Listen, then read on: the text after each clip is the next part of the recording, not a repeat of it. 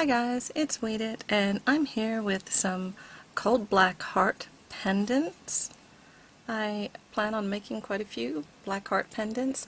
This one has a slight blue overtone, this one has icicles on the heart, or ice crystals, however we want to look at it. And I will show you how I'm making these, and I'll tell you how I'm going to finish them as well. This is a lot like working with embossing enamels, where you heat from the back side, and I do get kind of messy, but I will end up covering this with sticky back felt or sticky back foam. Just either that or I can clean it off, but I don't think I'm going to do that. I think I'm just going to use the sticky back felt. I do metal enameling, which is high temp enameling, and I had a long time ago I found something called low temp enamels, and they came in really kind of bright, obnoxious colors, but they were fun because you could use them on cardboard, on aluminum, on brass, you know, anything. You didn't have to worry with it, whereas with high temp enamels you use copper, gold, and silver for the most part. And I was complaining to my husband, the bad man, that I couldn't find any more of these low temp enamels and that they came in rather obnoxious colors because they're made for kids, you know. Yeah, okay. And when I explained to him what it was I was doing, he told me about powder coat, automotive powder coat. And it comes from Eastwood. This is powder coating. This one is silver vein. And this is a half-pound bottle. I think it cost me, when I bought it, which was years ago, $8 or $9. It's probably 10 or 11 now, but that's for 8 ounces. Compare that with the little embossing enamels, which I still love. I still love those, but this is far more economical, and in addition to being economical, it lasts forever, and it's perfect for large group activities.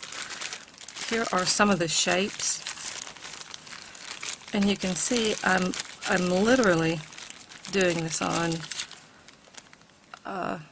aluminum. I have no idea where I got these, or I do know where I got them.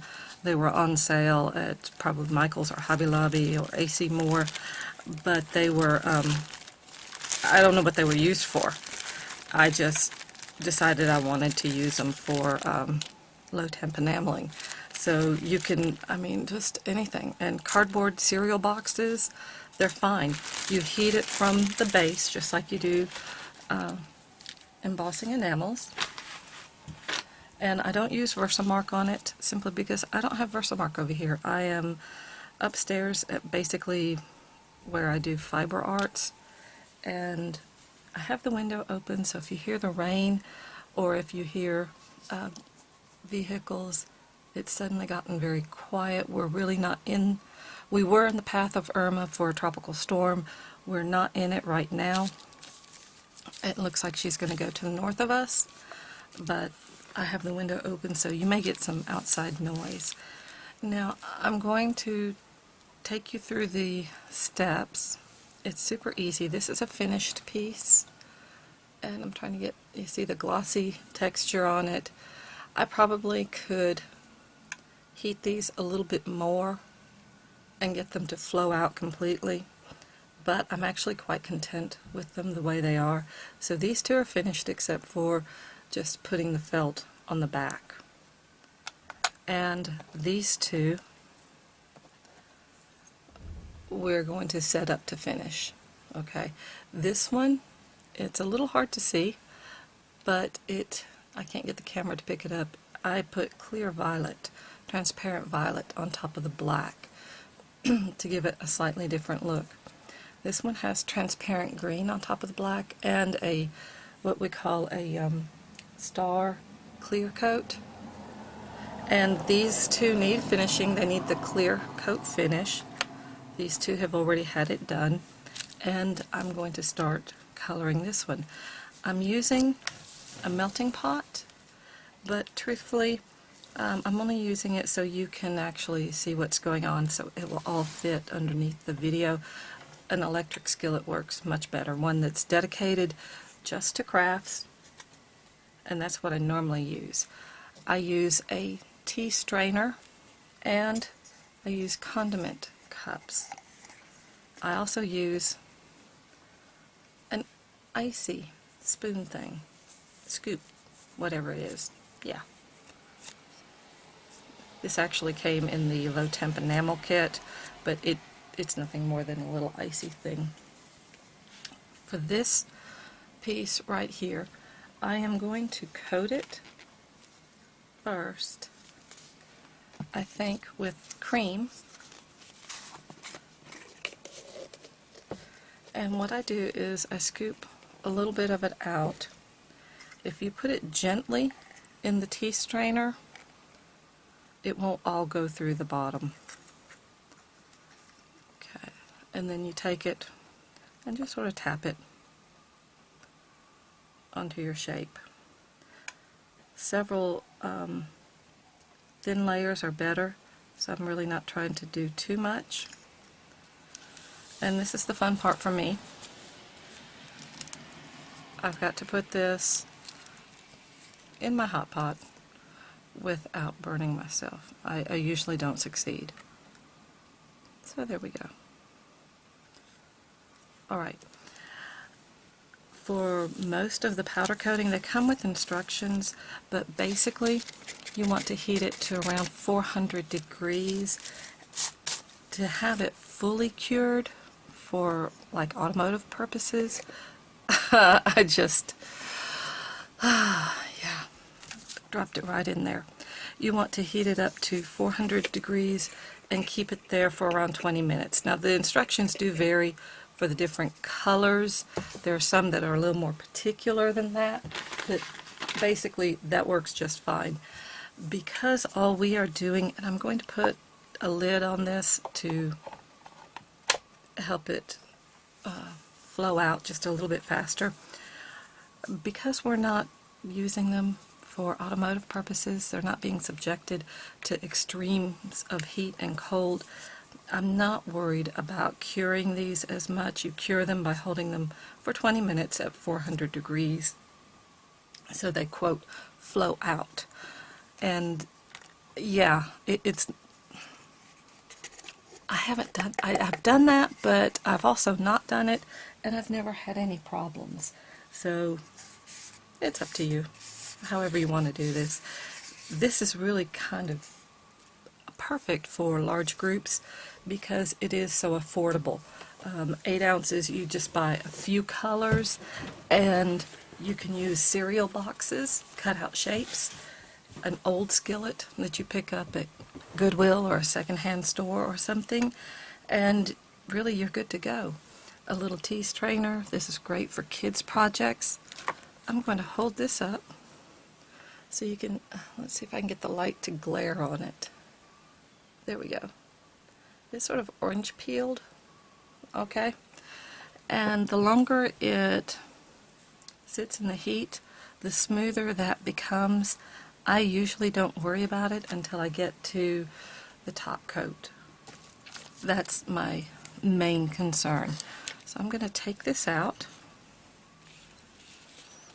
and I think about 3 coats is usually, I do a minimum of 3 coats, not necessarily the same color, but just 3 coats to get a desired thickness. That seems to be where it's going to level out the best, and I know that's kind of hard to see because that's cream, but I'm going to put some transparent gold, or maybe I think I'll sprinkle unevenly some gold metallic on there.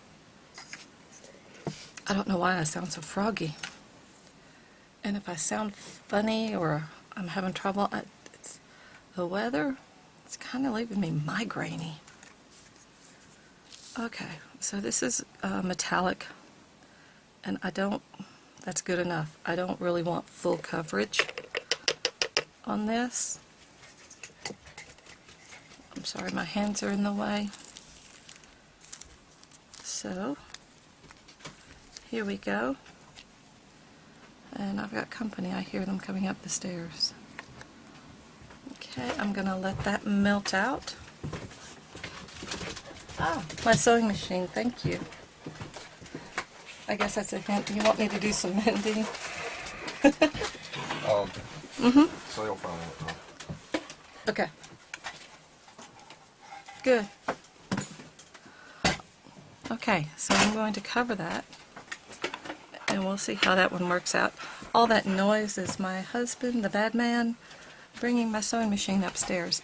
I think that's a hint that he wants me to work on some of his mending.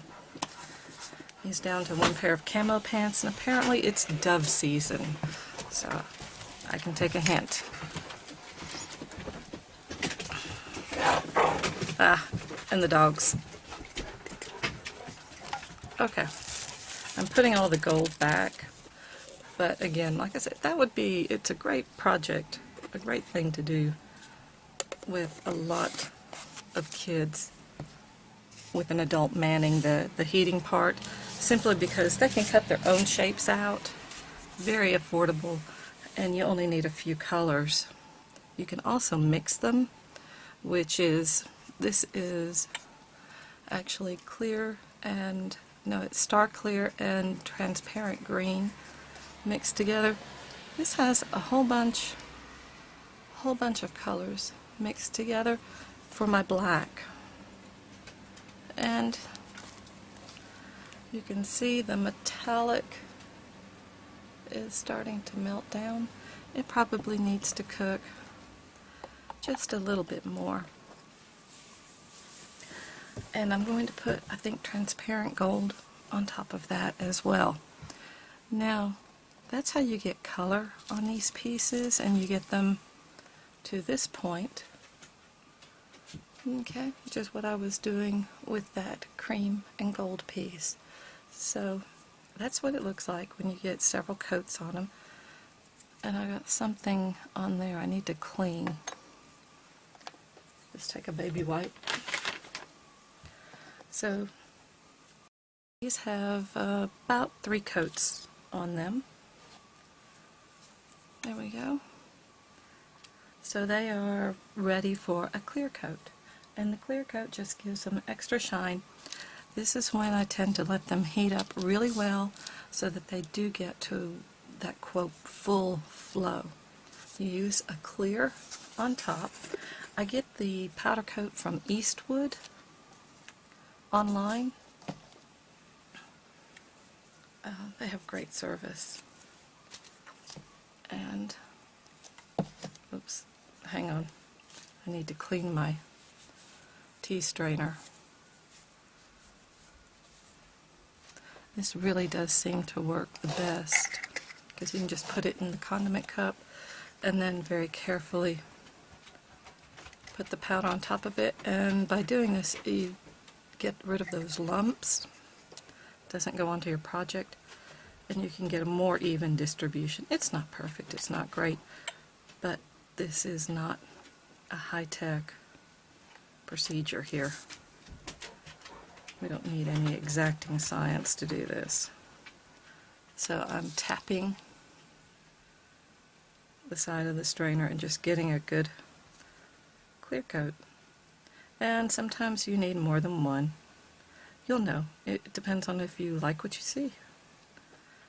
And that's making a mess, but that's alright. A little bit more right there. Okay, and I can put that in since I cleaned my strainer. Now we need to put those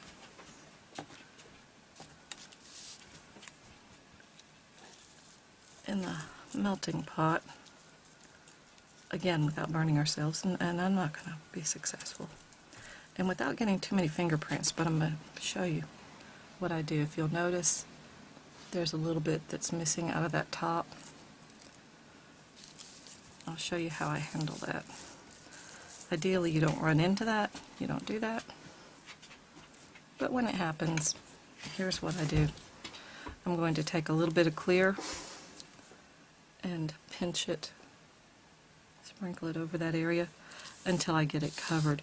Some of it's going to go onto my craft mat, but that's what the craft mat is really good for. It peels right off. So there, I've got some on there. This one is ready to come out. There we go. So I'm ready to do a little bit with it. And see how granular these look right now while it's trying to melt. So it's easy to tell when it's done. And again, I don't stress over trying to get these to cure because they're not going in an automobile. They're not going to be near the engine. They're not going to be near the muffler. It's not going to be getting hot and cold. And my goodness, I've got a lot of dogs up here. And big dogs. Okay, I think I'm going to put, this is what my piece looks like. I'm trying to get the light to show you the texture. Let's see. Maybe there we go. It's a little orange peeled here and here, and fairly smooth right there. And that's just simply from, that's just from the difference in the levels. Now I still have some clear in here, but I'm not going to worry. I'm going to put a little bit of this transparent gold, but again, not everywhere.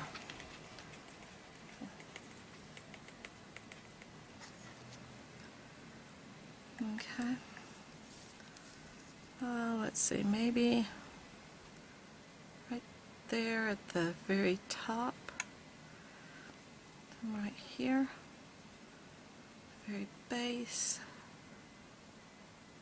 and right there, just to give it a little bit more interest.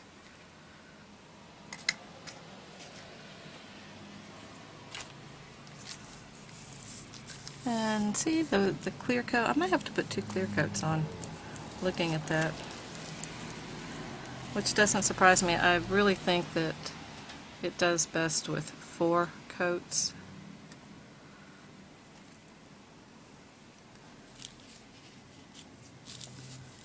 Four or 5 maybe.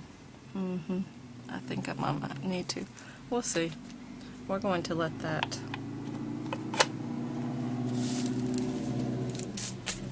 sit for a little bit longer on the heat and see how that comes out.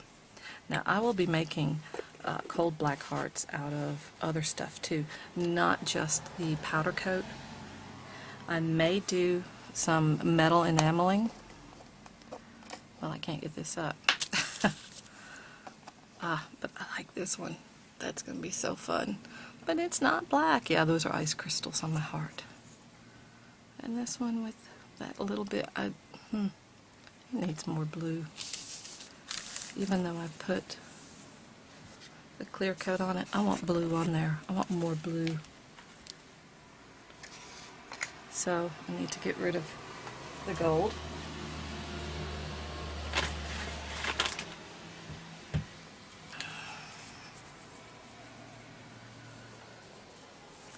So I'm going to clean that out. I've got my blue. And see, the blue is kind of, it's not real powdery, which is another reason why I like the tea sifter, or tea strainer. Hey, buddy. Let's see what that does.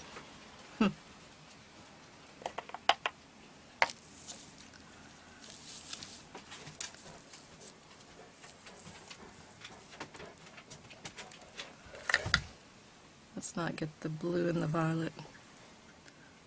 No, I don't think I am going to have to put another clear coat on. It looks like it's flowing out really well. I just need to heat it up a little bit more. I don't know if you can see. See right there on the edge, that's what I was worried about. But it seems to be smoothing out. And that's the other one. If you want it even smoother, you just put more put more clear coat on it or heat it up for a little bit longer. And that's how it works. Alright guys, thank you for joining me. If you liked the video, please give me a thumbs up, subscribe for more.